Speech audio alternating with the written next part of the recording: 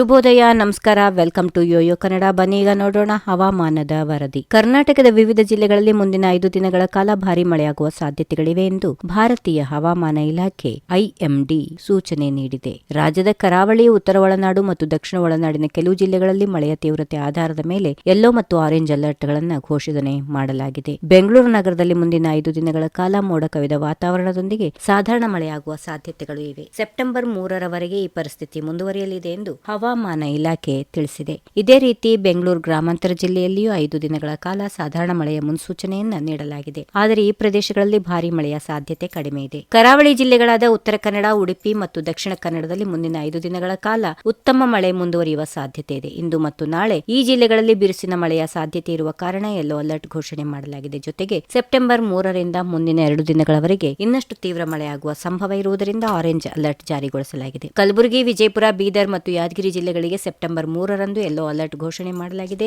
ಈ ಜಿಲ್ಲೆಗಳಲ್ಲಿ ಸಾಧಾರಣದಿಂದ ಮಧ್ಯಮ ಮಳೆಯಾಗುವ ಸಾಧ್ಯತೆಗಳಿವೆ. ಕರ್ನಾಟಕದ ಜೊತೆಗೆ ದೇಶದ ಇತರ ಭಾಗಗಳಾದ ಪೂರ್ವ ರಾಜಸ್ಥಾನ್, ಹರಿಯಾಣ, ಚಂಡೀಗಢ, ದೆಹಲಿ, ಜಮ್ಮು ಮತ್ತು ಕಾಶ್ಮೀರ, ಲಡಾಖ್, ಒಡಿಶಾ, ಪಂಜಾಬ್ ಮತ್ತು ಉತ್ತರ ಪ್ರದೇಶದ ಕೆಲವು ಬಹುತೇಕ ಸ್ಥಳಗಳಲ್ಲಿ ಮುಂದಿನ 2 ದಿನಗಳವರೆಗೆ ಭಾರೀ ಮಳೆಯಾಗುವ ಸಾಧ್ಯತೆಗಳು ಇವೆ. ಇದೇ ರೀತಿಯಾಗಿ ಛತ್ತೀಸ್ಗಢ, ಆಂಧ್ರಪ್ರದೇಶ, ಗುಜರಾತ್, ಮಹಾರಾಷ್ಟ್ರ, ಕೇರಳ, ಮಾಹೆ, ಕೊಂಕಣ್ ಮತ್ತು ಗೋವಾದ ಕೆಲವು ಭಾಗಗಳಲ್ಲಿ ಸೆಪ್ಟೆಂಬರ್ 3ರವರೆಗೆ ಭಾರೀ ಮಳೆಯ ನಿರೀಕ್ಷೆ ಇದೆ. ಈಶಾನ್ಯ ಭಾರತದ ರಾಜ್ಯಗಳಲ್ಲಿ ಕೂಡ ಇದೇ ರೀತಿಯ ಹವಾಮಾನ ಪರಿಸ್ಥಿತಿಗಳು ಮುಂದಿನ 5 ದಿನಗಳವರೆಗೆ ಕಂಡುಬರುವ ಸಾಧ್ಯತೆಗಳು ಇವೆ.